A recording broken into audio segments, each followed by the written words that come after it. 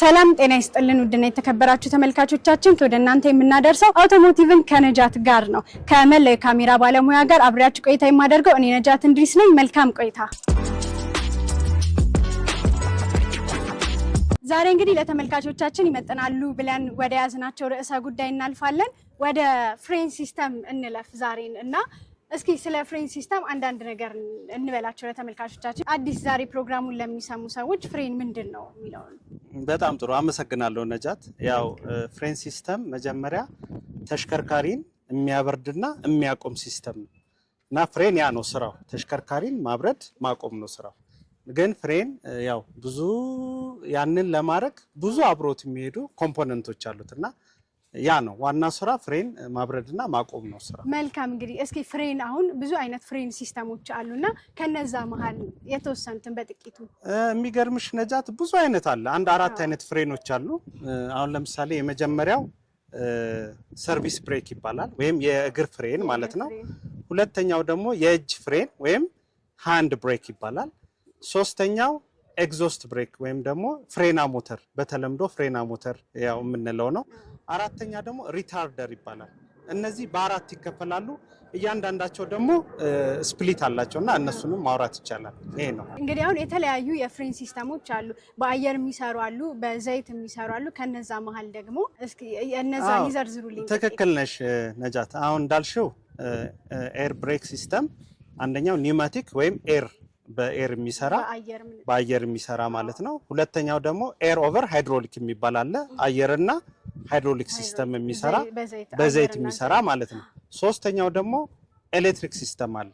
አራተኛው ቅድም እንደገለጽኩልሽ ሪታርደር አለ። እነዚህ ሶስቱ አንድ ላይ ተያይዞና ተሰላስለው የሚሰሩ ስራ ናቸው።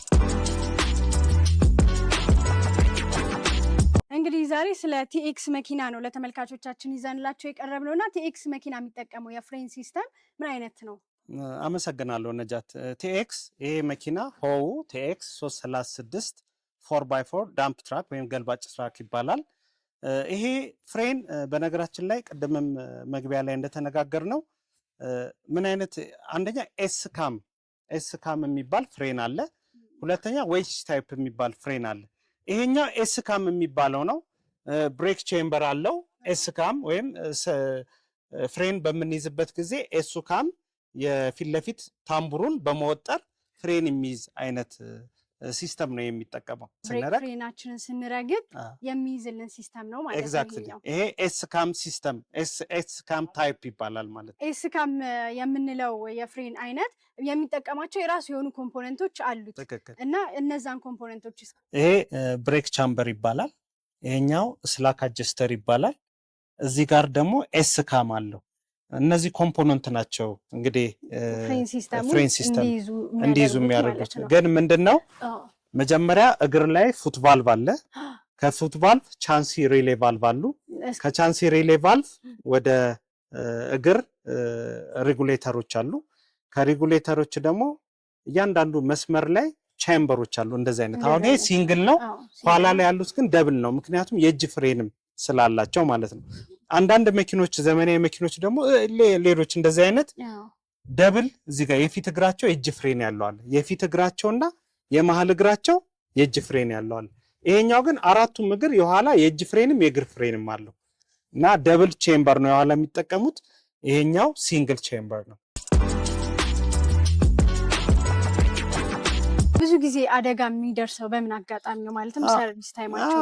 የሚገርምሽ ነጃት ምንድነው አብዛኛው ሰው ያው በልማድ ነው ብዙ ጊዜ የሚከተለው ሰውና አንደኛ በስነ ስርዓት ሬጂስትሮ መደረግ፣ ሁለተኛ ሰርቪስ ታይም መጠበቅ። 20,000 ኪሎ ሜትር ጀምሮ እግራቸውን ሸራ መታየት አለበት እየተፈታ። አሁን ሰው ምንድነው አይ ደህና ነው አዲስ መኪና ነው እያለ ይዘናጋል። ያ ነገር ደግሞ በጣም ሳያስቡት አደጋ ላይ ሊጥላቸው ይችላልና ስለዚህ ሰርቪስ ታይምን በስኬጁሉ መሰረት ኦነርስ ማኑዋል በሚያዘው መሰረት ፎሎ ማድረግ አለባቸው እያንዳንዱ ሰው። ለዛ ነው ተመልካቾቼ እየሰማችሁ ነው ያለው ነገር እንግዲህ ሁሉ ጊዜም ቢሆን ማኑዋሉ በሚያዘን መሰረት ፍሬናችንን መከታተል መንከባከብ አለብን አደጋ እንዳይደርስብን እያልን ነው አቶ በላይ። ወደ ቴክኒኩ በደንብ እንግባና አሁን ላይ ፍሬን ሲስተማቸው ከቴክኒካል ችግር የሚበላሽበት ዋነኛ ምክንያቱ ምንድነው? ቴክኒካል የሆነ ችግር አሁን የሚያጋጥመው ምን መሰለሽ፣ አሁን ለምሳሌ ሸራ ማለቅ፣ አብዛኛው ጊዜ ሸራ ቶሎ ቶሎ ፍሬን እግራቸውን አቢዩዝ ድራይቪንግ የሚባል አለ። እግራቸውን ፍሬን ላይ ጫን ጫን ካደረጉ ሸራው ያልቃል። ከዛ ያ ሸራው ደግሞ ታምቡሩን ወይም ድራም የሚባለውን ይሄንን ይበላዋል። ከዛ ከጥቅም ውጭ ይሆናል ማለት ነው። ነገር ግን ያንን እንዳይሆን ትልቅ ሲስተም አለ። ይገርምሻል፣ ቅድም ለመንገር እንደሞከርኩት አሁን እዚህ ላይ ኤግዞስት ብሬክ አለ። ይሄ ኤግዞስት ብሬክ የሚባለው ይሄ ነው። ኤግዞስት ብሬክ የሚጠቅመው ለምንድን ነው? ይሄኛው ጄክ ታይፕ ኤግዞስት ብሬክ ይባላል። ምንድነው? የሚወጣውን የተቃጠለ አየር በማፈን ወደ ኤንጂኑ በመመለስ መኪናው እንዲደክም የሚያደርግ ሲስተም ነው። ይሄ ኤግዞስት ብሬክ ሲስተም ይባላል።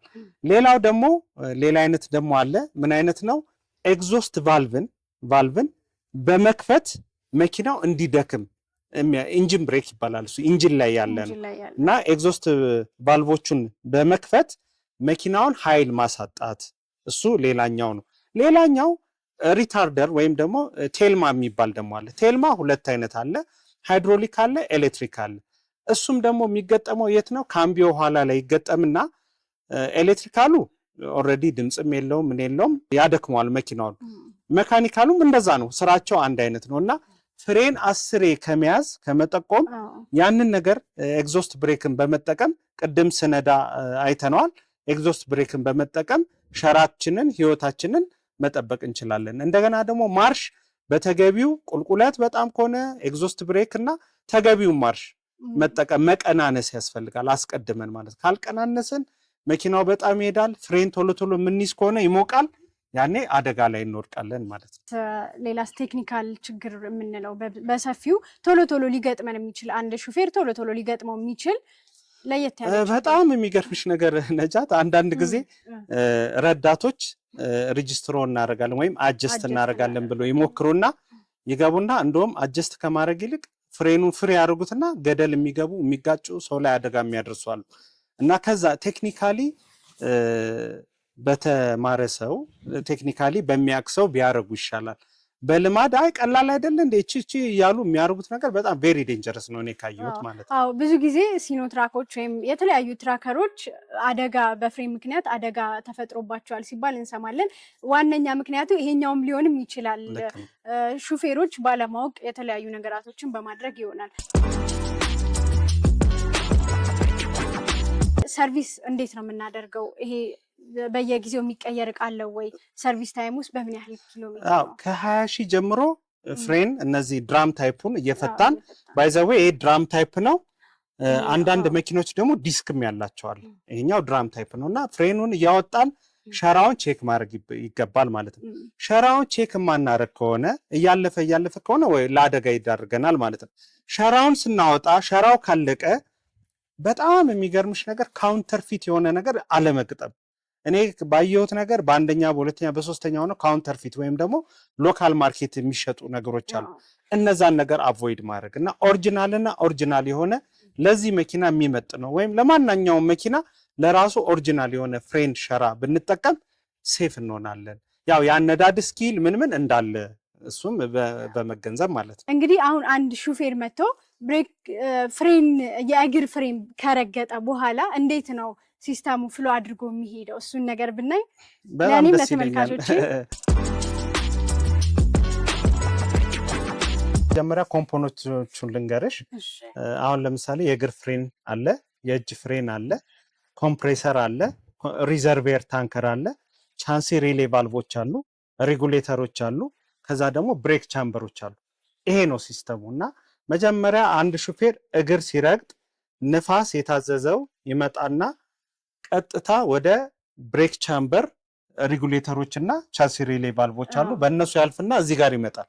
ልክ እግር ላይ ልክ ሲይዘው ሸራው ይወጥረዋል ማለት ነው።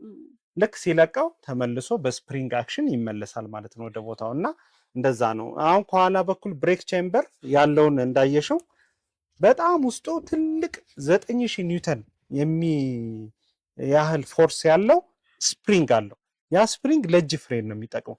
አንዳንድ ጊዜ ያንን ስፕሪንግ ሰዎች ሲፈቱ ወይ መካኒኮች ጥንቃቄ ካልተደረገ ሰው ሊገሉላ ይችላል እና 9000 ኒውተን የሚመዝን ስፕሪንጉ ተወጥሮ ተይዞ ነው የሚፈታውና እንደዚህ አይነት ጥንቃቄ የሚፈልግም ትልቅ ዕቃ ነው ማለት ነው።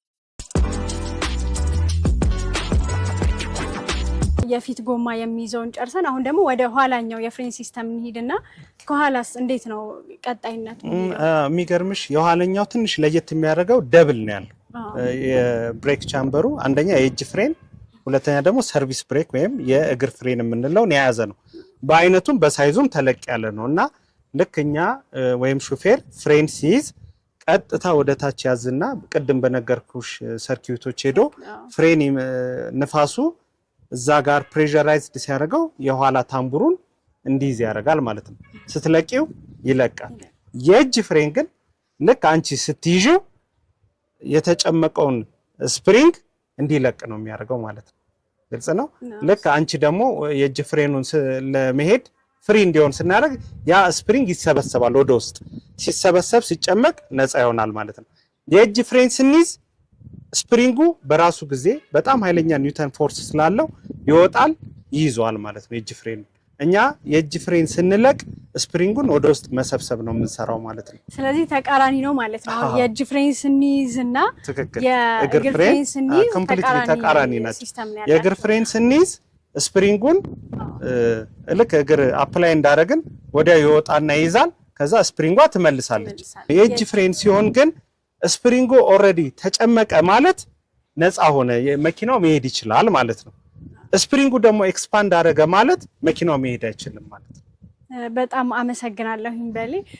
እስኪ አሁን ደግሞ ወደ መጨረሻው ወደ ፕሮግራማችን መጨረሻ መገባደጃ ላይ የደረስን ነውና ለሹፌሮች፣ ለቴክኒክ ሰዎች እንዲሁም ደግሞ ከባባር ተሽከርካሪዎች ላሏቸው ሰዎች ምን ምክር ይለግሱልናል? ምን ጊዜም ነጃትዬ ማድረግ ያለብን ሁላችንም አንደኛ ኦነርስ ማኑዋል ቅድም እንደነገርኩሽ መከተል፣ ኦቶራይዝድ በሆነ ሰው ማሰራት፣ ችላ አለ ማለት አሁን ምንድነው ቸልተኝነት ነው ብዙ ጊዜ አደጋ ላይ ሰውን የሚጠላውና አሁን ለምሳሌ change the oil filter every time when you change the engine oil ይላል።